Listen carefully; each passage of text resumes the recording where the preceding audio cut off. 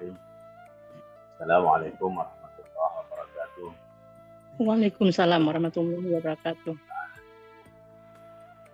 Wassalatu wassalamu ala Sayyidina Muhammadin Sayyidil Anbiya wal Mursalin wa ala alihi wa sahbihi ajma'in. Asyhadu an la ilaha illallah wa asyhadu anna Muhammadan abduhu wa rasuluh. La nabiyya ba'dah, amma ba'du. Bapak Ibu yang dirahmati Allah, hari ini kita sudah sampai kepada halaman 125 surah Al-Maidah ayat 109. Kita masih membahas masih di surah Al-Maidah, karena pembahasan di surah Al-Maidah ternyata asik gitu ya. Jadi kita masih pembahasannya sampai di Al-Maidah ayat 27 mengenai kisahnya putra Adam alaihissalam. Baik Bapak Ibu,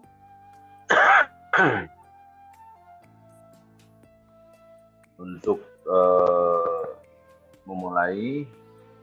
sebelum memulai membaca Al-Quran, kita biasakan memohon kepada Allah agar Al-Quran menjadi pembuka dalam segala hal. Ya Fattahu ya Ali, ya Razzaqu ya Karim, iftah alaina bil Qur'anil azim. A'udzu billahi minasyaitonir rajim.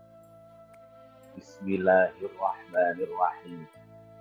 Sambil Bapak Ibu menulis, sambil kita mempelajari atau mencoba belajar bersama. Ya, belajar bersama. Kita pembahasan hari ini insyaallah di surah Al-Maidah ayat 27. Tapi penulisannya tetap lanjut. Hari ini 5 halaman, setiap hari usahakan penulisan adalah 5 halaman. Seperti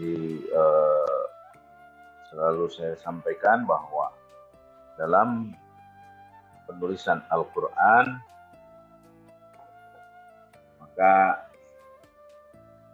harus dalam kondisi berwudu.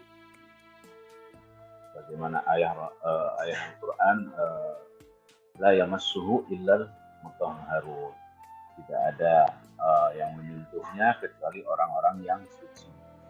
Atau ada tafsir yang lainnya yaitu mengatakan bahwa Al-Quran ini ada di Lauhul Mahfuz, maka yang bisa menyentuh, yang bisa membuka Al-Quran di Lauhul Mahfuz hanya mutahharun. Mutahharun ini bisa diartikan juga malaikat. Ya, diartikan ada 2 arti itu.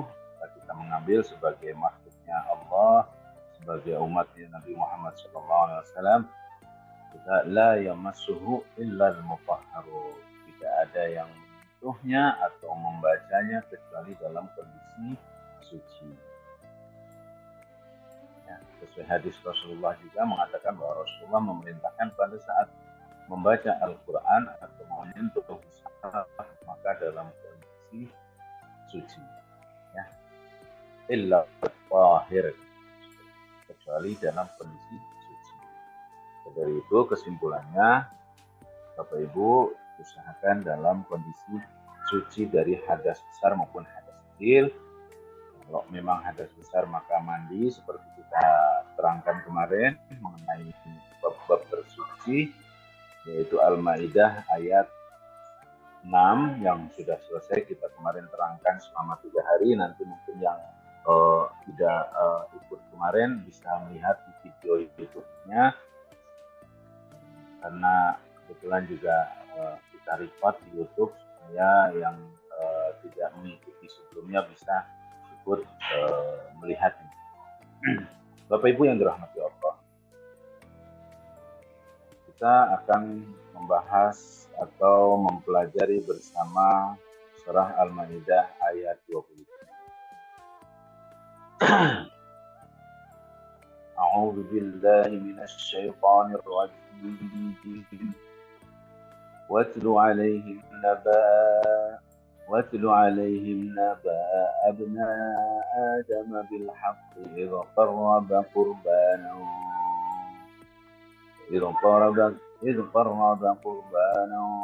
فتقبل من أحدهما ولا يتقبل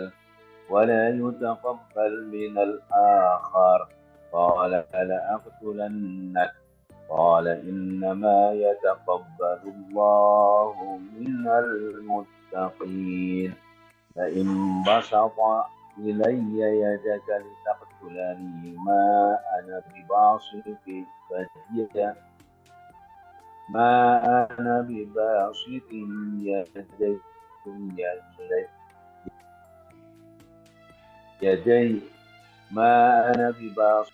إني أخاف الله رب العالمين.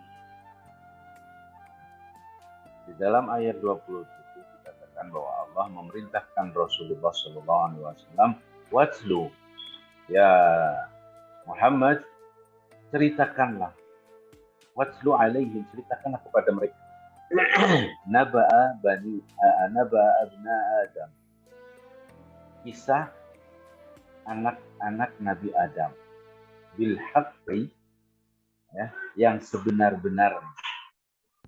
Idz qarraba qurbanan, tatkala anak Nabi Adam yaitu Qabil dan Habil, qarraba ini mendekatkan diri kepada Allah, ya.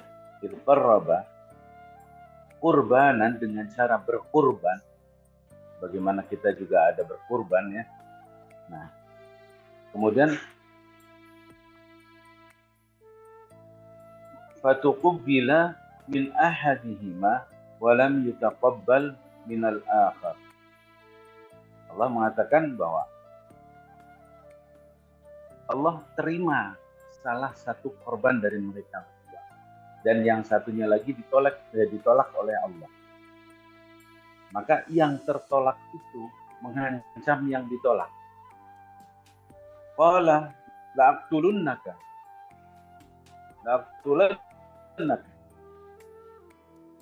Kata yang tertolak mengatakan kepada yang diterima, saya akan membunuhmu. Kalau di dalam kisah-kisah adalah ini kisahnya Qabil dan Habil. Ya, Qabil berkata, yang diterima adalah Habil, ya, kurbannya Habil, yang ditolak adalah kurbannya Qabil. Nah, Qabil berkata, saya akan bunuh kamu. Nah, di kisah tersebut kemudian Allah mengatakan, qala innama yataqabbalullahu minal muttaqin.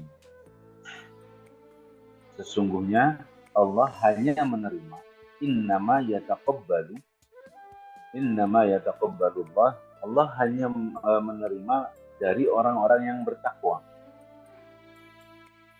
Nah, di sini ditunjukkan oleh Allah bahwa pada saat kita berkorban, jangan berkorban karena tahun ini aku harus kurban, karena tahun kemarin kurban.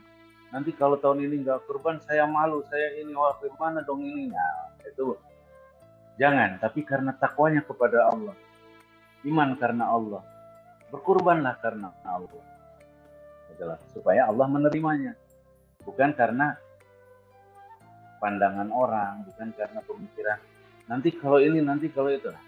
Lepaskan karena Allah dulu, baru setelah itu semoga saja apa yang kita kurbankan bermanfaat atau bisa memberikan idkhalus surur atau memasukkan kebahagiaan di hati orang lain. Ya. Jadi Allah menyampaikan bahwa dengan kisah ini Allah menyampaikan bahwa sesungguhnya yang diterima itu salah satu itu ada yang karena berkurbannya hanya karena supaya dianggap sebagai orang yang bertakwa, yang satu memang betul-betul bertakwa.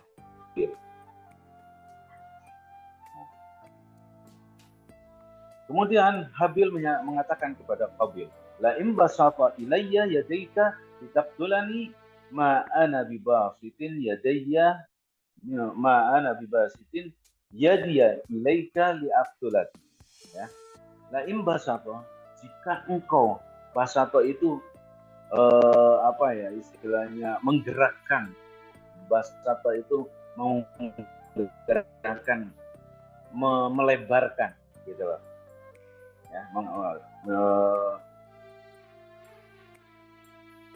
membuat sebuah pergerakan, melebarkan. La in basata ilayya yadaika, jadi kalau sampai tanganmu membunuhku gitu lah, litaqtulani ma ana bibasudin, saya tidak akan menggerakkan tanganku.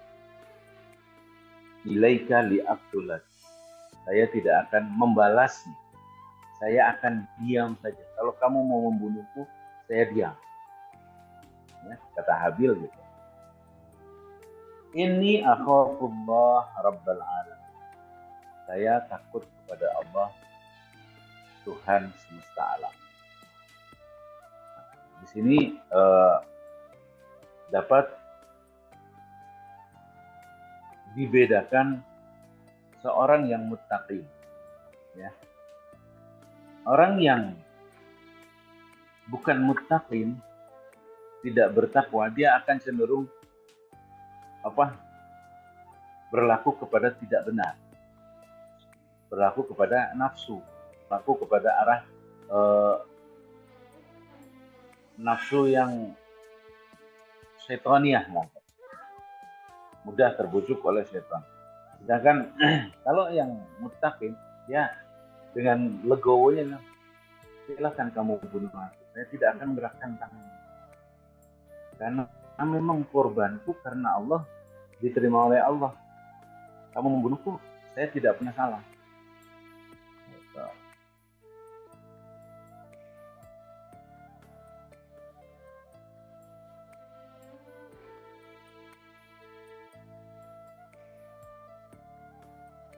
Inni uridu an tabu'a bi ismi wa ismika fatakuna min ashabin nar wa dzalika jazaa'ul zalimin. Habil, sesungguhnya kalau kamu membunuh, ya, inni uridu an tabu'a, saya ingin agar kamu kembali bi ismi, dengan membawa dosa-dosaku, dan wa ismika, dan dosa-dosamu, ya. Maksudnya setelah dia membunuh, kata Habil, kalau kamu membunuh aku, kamu akan pulang dengan membawa dosaku, dan dosa kamu bawa, kamu tanggung. Saya ingin kamu menanggung itu. Kemudian fatakuna min ashabin nar, dan kamu akan menjadi ahli neraka.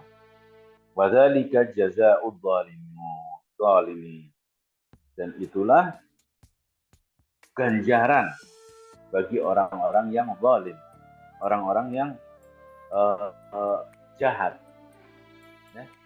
Itu ganjaran orang yang jahat. Kata Allah, itulah ganjarannya orang yang jahat.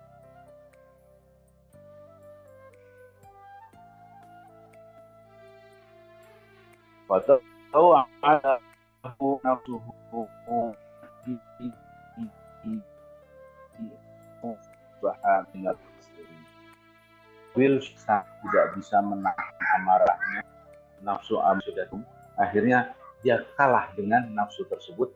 Fatau'at lahu nafsuhu, maka hawa nafsu Qabil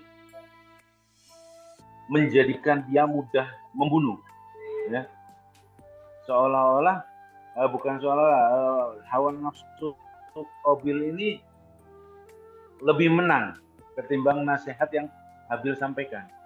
Kamu itu kalau mau membunuhku, saya tidak akan melakukan apapun. Silahkan kamu bunuh aku. Tapi saya mau kalau kamu membunuhku, kamu dosa-dosaku kamu bawa. Begitu juga dosamu, kamu yang nanggung. Nah.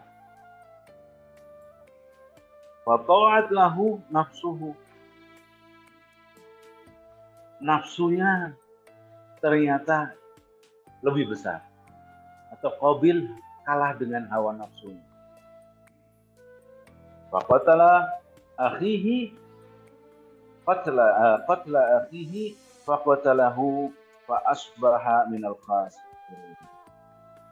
Nafsu membunuhnya itu sudah tidak terbendung lagi, maka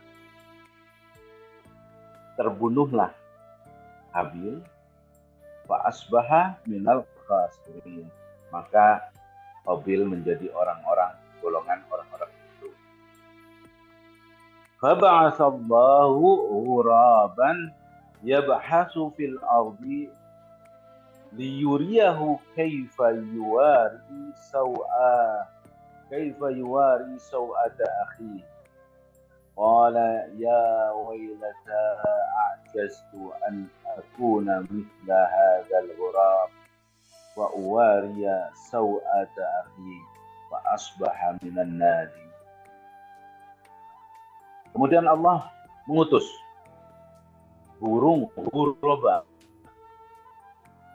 Burung ghuraba itu burung gagak. Ya. Faba'atsallahu ghuraba yabhasu fil ardi, yang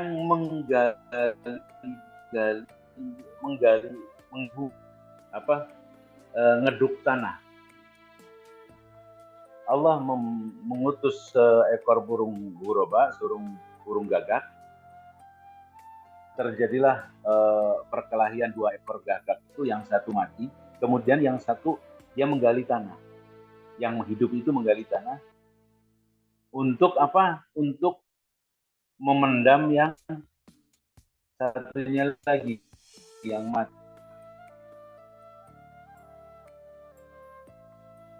Dua ekor ngasih tunjuk kepada Qabil, gini loh, kalau ada orang mati maka harus dipendam. Liyuriyahu kaifa yuwari saw'ata akhi.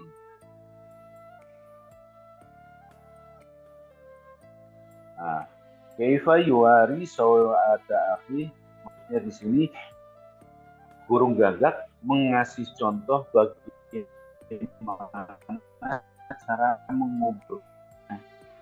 Kaifa yuwari saw'ata akhi. Qala ya wailata a'jaztu an akuna mithla hadzal ghuraba. Qabil berkata, celakalah aku, ya wailata, celakalah aku. A'jaztu an akuna mithla hadzal ghuraba. Saya tidak bisa berbuat seperti yang dilakukan gagak itu, maka aku akan celaka. Kenapa? Karena pada proses itu nanti dia pulang ketemu ayahandanya, ditanya mana Habil, mana ini. Dia harus menutup itu. Ya. A'jaztu an akuna mithla hadzal ghuraba wa uwariya saw'ata akhi. Maka Qabil dapat menguburkan saudaranya. Fa asbaha minan nadi. Setelah dikuburkan, si Qabil itu merasa menyesal. Kenapa saya tidak bisa Kenapa saya tidak bisa menahan nafsu ingin membunuh saudaraku? Karena dia nadam. Asbaha minan nadimin. Min ajli dzalika katabna ala bani Israila annahu man qatala nafsan bighairi nafsin aw fasada fil ardi faka'annama qatala an-nas jami'an. Nah, perumpamaan ini Rasulullah disuruh oleh Allah untuk menceritakan ini kepada orang-orang Yahudi pada saat itu.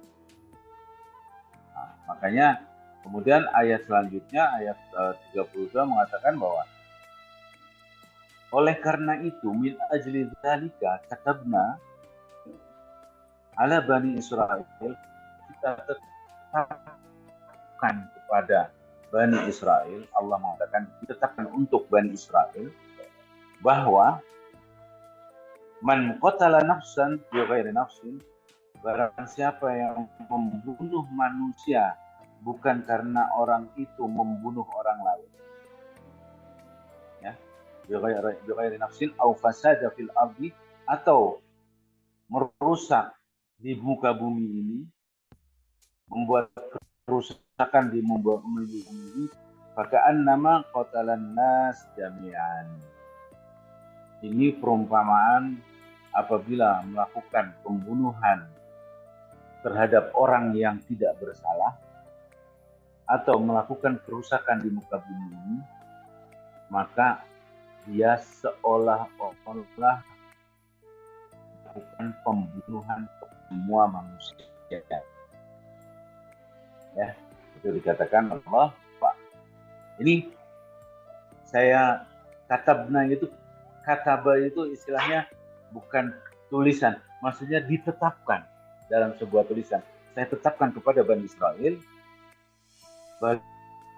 bagi siapa membunuh tapi dia karena bersalah membunuh atau bagi yang merusak bumi, maka seolah-olah dia sudah membunuh semua manusia yang ada di sekitarnya. Walaqad ja'atuhum rusuluna bil bayyinati tsumma inna katsiran minhum ba'da dzalika fil ardi la musrifun. Dan sesungguhnya kata Allah, walaqad ja'atuhum, dan sesungguhnya telah datang kepada mereka rasul-rasul kami. Ja'atuhum rusuluna, berarti bukan rasul satu. Kepada Bani Israel, Allah menurunkan banyak sekali rasul. Dari mulai Nabi Musa, Nabi Isa, Nabi sampai Hud, Yakub, apa semuanya. Bani Israel. Banyak sekali Nabi yang turun di Bani Israel. Nah, dan di sini ja'atuhum rusuluna. Banyak rasul dengan pencerahan, dengan membawa keterangan-keterangan yang baik. Summa inna katsiran minhum ba'da dzalika fil ardi la musrif. Kemudian katsiran minhum, kemudian banyak di antara mereka sesudah itu ba'da dzalika fil ardi la musrifun, yang melakukan kerusakan-kerusakan di muka bumi. Padahal Rasul sudah diturunkan di Bani Israel sedemikian banyak, tapi tetap Bani Israel melakukan kerusakan-kerusakan di muka bumi. Yaitu apa? Bani Israel melakukan pembunuhan. Ya. Karena ada istilahnya, kalau kita bilang perbedaan Nasrani dengan Yahudi dia tauhidnya kuat, hanya selalu ingkar dan membunuh rasul-rasul. Kalau Nasrani lembah lembut, ya, karena agamanya cinta. Tapi yang hari ini ya, adanya tidak menyembah yang enggak, tapi bahasanya apa ya, kalau di Nasrani itu tri apa gitu, saya nggak paham. Yang ada Tuhan Bapa, Tuhan Yesus, Tuhan Kudus atau apa gitu. Itu yang bedakan itu. Sedangkan di Islam tidak menggunakan, tidak menyembah selain hanya kepada Allah Subhanahu, dan tidak juga melakukan kerusakan di muka bumi. Ya, tidak membunuh semau mereka sendiri. Maka dari itu yang membedakan. Maka di sini dikatakan dalam Al-Quran, karena itulah, maksudnya Allah ingin mengatakan kepada Bani Israel, karena itulah Allah mengatakan kepada Bani Israel punya kecenderungan qatala nafsan bi ghairi nafsin, ya, membunuh seseorang tanpa dia memiliki kesalahan atau memang pantas hak dibunuh, atau au fasada fil ardi, atau merusak bumi. Nah, inilah kisah Qabil dan Habil yang menjadi perumpamaan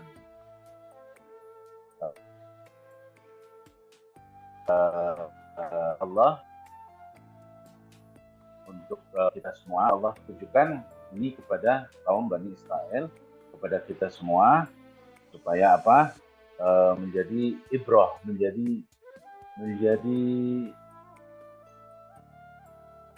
tauladan, menjadi kisah tauladan, ya, bahwa kisahnya terjadi pembunuhan pertama adalah kisahnya putra Nabi Adam Shallallahu Alaihi Wasallam antara Qabil dan Habil, yang menjadi sebuah permasalahannya karena hati, yaitu satu menurut nafsu, yang satu orang pertama. Kemudian setiap dosa yang dilakukan oleh manusia, apapun itu jenisnya, pasti terakhirnya akan ada yang namanya fa'asbaha minan nadi. Kemudian dia akan merasa menyesal. Ya. Selama dia Muslim atau orang yang beriman, dia setelah melakukan dosa atau tidak Muslim pun setelah melakukan dosa, di lubuk hatinya yang paling dalam dia akan merasa menyesal. Ya, Bapak Ibu yang dirahmati. Demikian ini kisahnya